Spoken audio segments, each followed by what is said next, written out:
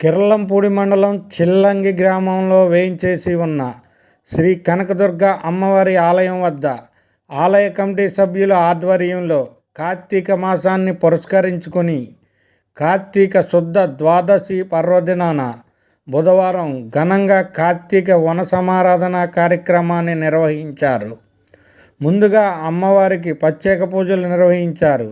అనంతరం నిర్వహించిన అన్నదాన కార్యక్రమానికి చిల్లంగి, కిర్లంపూడి, జగపతినగరం గ్రామాలతో పాటు చుట్టుపక్కల గ్రామాలకు చెందిన అధిక సంఖ్యలో భక్తులు తరలి వచ్చి శ్రీ కనకదుర్గ అమ్మవారిని దర్శించుకోవడమే కాకుండా అమ్మవారి అన్న ప్రసాదం స్వీకరించారు.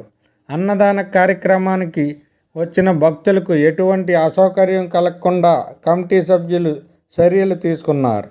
ఈ సందర్భంగా ఆలయ కమిటీ సభ్యులు మాట్లాడుతూ గ్రామ పెద్దలు, గ్రామస్తులు సహాయ సహకారాలతో అమ్మవారి ఆలయం వద్ద ప్రతి సంవత్సరం కార్తీక వన భోజనాలు ఏర్పాటు చేయడం జరుగుతుందన్నారు.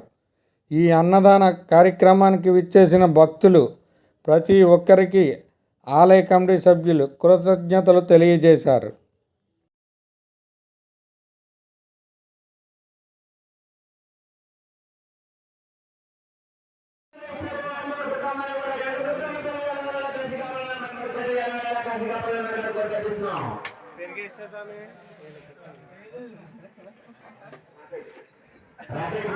పేట శ్రీనివాస్ గారు 50 రూపాయలు ఇచ్చారు.